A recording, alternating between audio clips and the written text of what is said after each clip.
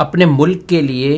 اپنے ملک کی آزادی کے لیے، یہ ایک آزاد وطن کے لیے بالکل خوشی منانا شریعت کے دائرہ کار کے مطابق رہتے ہوئے جائز ہے۔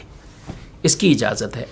کہ اللہ نے ایک نعمت عطا فرمائی ہے، ایک ایسی جگہ اور ایسا ملک عطا فرمایا جہاں ہم اپنی عبادت کے معاملات آزادانہ طریقے سے کر سکتے ہیں اور کر رہے ہیں الحمدللہ۔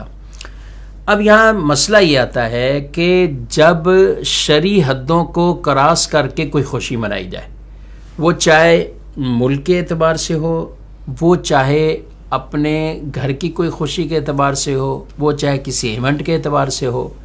کہ جہاں پر معاذ اللہ خوشی کے نام پر وہ شراب چلتی ہو یا گانے باجے چلتے ہوں، بے پردگی ہو، ہر طرف عجیب و غریب قسم کا معاملہ ہو،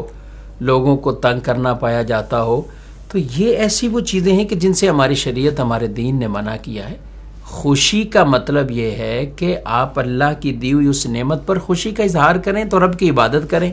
رب کی بارگاہ میں آپ 2 رکعت شکرانے کے طور پہ نفل ادا کریں، قرآن شریف پڑھیے، خوشی کے طور پر آپ کسی غربا کی مدد کریں، کچھ اور اچھے اچھے کام کر لیں۔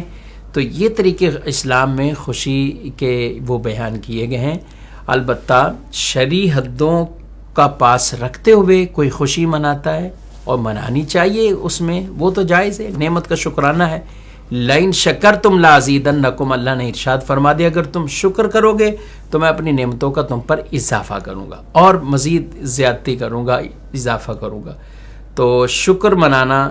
نعمت کا یہ جائز ہے، قابل ثواب ہے، لیکن گناہ کے کام کر کے کوئی کہے کہ ہم خوشی منا رہے ہیں تو اس کو کوئی بھی عقل مند وہ جائز نہیں کہے گا۔ لہذا اس طرح کرنا یہ ہرگز درست نہیں ہوگا کہ جب خوشی کے نام پر آدمی اللہ کی نافرمانیاں کریں۔